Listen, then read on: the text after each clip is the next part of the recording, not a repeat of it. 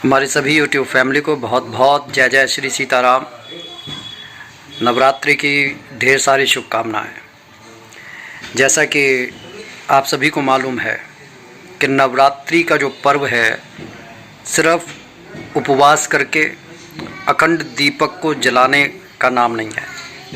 यहाँ पर दरअसल हम अपने कुसंस्कारों को जो है त्रोहित कर देते हैं, उन्हें जलाकर भस्म कर देते हैं और माता रानी से हम आशीर्वाद मांगते हैं कि वह हमारे घर पर अपना आशीर्वाद बनाए रखें और घर के प्रत्येक सदस्य रोग शोक से मुक्त हो और उसके विचार शुद्ध और सात्विक हों। जीवन में जब वह आगे बढ़े तब उसको एक सही विज़न मिले। तो सबसे पहली ज़रूरत तो ये है हमारे जीवन में कि देखिए, क्योंकि माता रानी का पर्व है तो सबसे पहला जो भी भक्त माता रानी की सेवा करना चाहता है, उनका आशीर्वाद लेना चाहता है, तो ऐसा ना हो कि माता रानी की तो पूजा बड़े धूमधाम से की जा रही है, उनको लाइटिंग से सजाया जा रहा है, ढेर सारे पुष्पमालाएं चढ़ाई जा रही हैं, उनको तरह तरह का भोग लगाया जा रहा है, लेकिन जो घर की स्त्रियां हैं वो दुखी हैं, उनके साथ आपका अच्छा व्यवहार नहीं है, आपकी माता के साथ आपका व्यवहार अच्छा नहीं है, आपकी पत्नी के साथ आपका व्यवहार अच्छा नहीं है, आपके बेटी के साथ, बहुओं के साथ आपका व्यवहार अच्छा नहीं है। तो ऐसे में अगर आप ये सोचते हैं कि माता रानी प्रसन्न हो जाएंगी तो ये बहुत बड़ी गलती है। वैसे भी हमारे शास्त्रों में कहा गया है कि यत्र नार्यस्य पूज्यन्ते तत्र रमन्ते देवता। इसलिए अगर माता रानी की कृपा चाहिए तो सबसे पहले तो हमारे को अपने विचारों को शुद्ध करना है, अपनी वाणी में पवित्रता लेकर आनी है और जितना हो सके अपने बड़ी बूढ़ी औरतों का सम्मान करना है, उनका आशीर्वाद लेना है। आप ये मान कर चलिए कि अगर आप बड़ी बूढ़ी औरतों का आशीर्वाद लेते हैं तो साक्षात माता रानी का आशीर्वाद आपको मिल रहा है।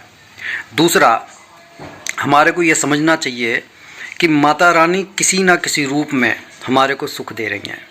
वो पत्नी के रूप में हमारे को सुख प्रदान कर रही हैं, वो बेटी के रूप में हमारे को सुख प्रदान कर रही हैं, वो माता के रूप में हमारे को सुख प्रदान कर रही हैं। मतलब अपना प्यार, वात्सल्य, स्नेह, सेवा, जो चीज़ हमारे को ज़रूरी है वो सब हमारे को किसी न किसी रूप में अगर दी जा रही है तो वो मातृशक्ति के द्वारा दी जा रही है। इसलिए उस मातृशक्ति का सम्मान करना सबसे पहला हमारा जो स्टेप है, माता रानी की पूजा करना, ये बहुत ज़रूरी है। दूसरा,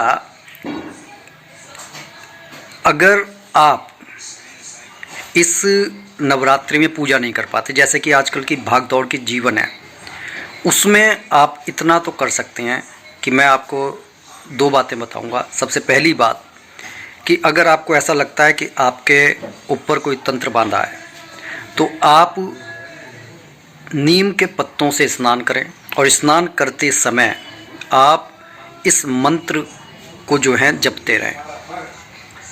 ओम ऐं ह्रीं क्लीं चामुंडाय विच्चे। इस तरीके से आप स्नान करें। जैसी भी तंत्र बाधा होगी आपकी दूर हो जाएगी। 9 दिन तक आप इसी तरीके से स्नान करें।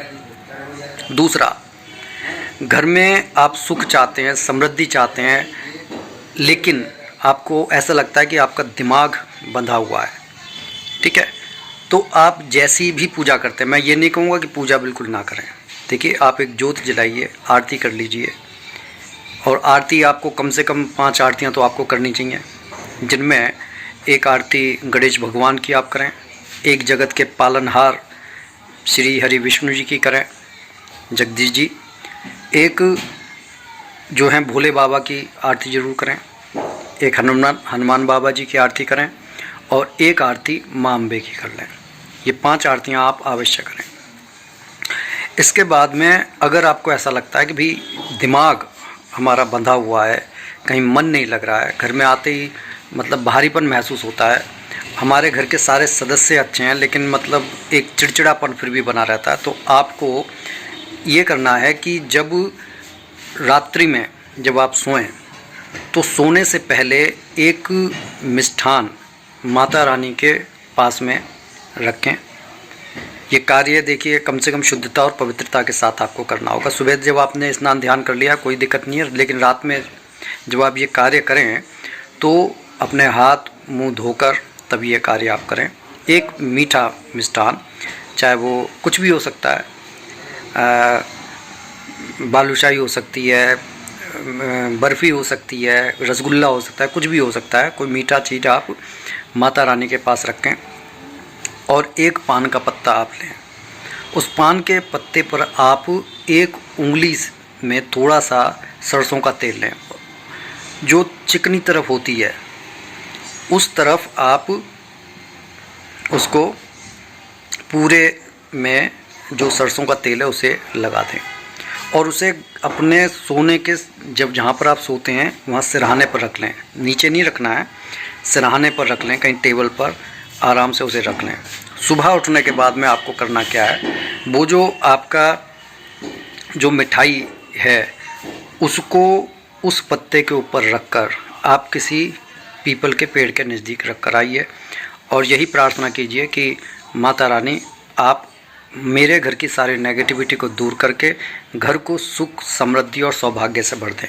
बस आप इतना सा कार्य भी कर लेंगे तब भी आप देखेंगे कि माता रानी की कृपा आप पर बनी रहेगी। ये कार्य अगर आप देखिए नॉर्मली यही कहा जाता है कि भाई अखंड ज्योत आप जलाएं। माता रानी के जो नवरात्रों का जो दुर्गा स्तुति पाठ है आप वो करें। जब वह नहीं कर पा रहे हैं तब आप इतना कार्य तो अवश्य कर लें। आप देखेंगे कि आपके जीवन से सारी नेगेटिविटी दूर हो जाएगी और आपको अपेक्षित परिणाम मिलेंगे। जो भी आपकी विश है उसको देखिए, ये डिपेंड करता है कि आपकी विश कितनी बड़ी है, ठीक है ना। उसी तरीके से आपको उस विश को पूरा करने के आपको वो रास्ते मिल जाएंगे। क्योंकि कई बार जब दिमाग बंद हो जाता है किसी समस्या का समाधान नहीं मिलता, लेकिन जब दिमाग खुला होता है और आप निश्चिंत होते हैं तब हर समस्या का समाधान मिल जाता है। बाकी इन नवरात्रों में एक बात का और ध्यान रखें कि देखिए प्रतिदिन स्नान करें। स्नान करने के बाद में कपड़े हमेशा साफ़ सुथरे पहने, कभी गंदे कपड़े ना पहने। या फिर आपने अगर पूजा पाठ के अलग कपड़े बना रखे हैं तो आप पूजा पाठ करने के बाद में उनको बदल लें, ठीक है। तो ये छोटे छोटे से आप प्रयास कीजिए, आपको ज़रूर माता रानी की कृपा मिलेंगी। इसी के साथ मैं अपनी वाणी को विराम दे रहा हूँ और एक बार पुनः नवरात्रि की ढेरों शुभकामनाएं।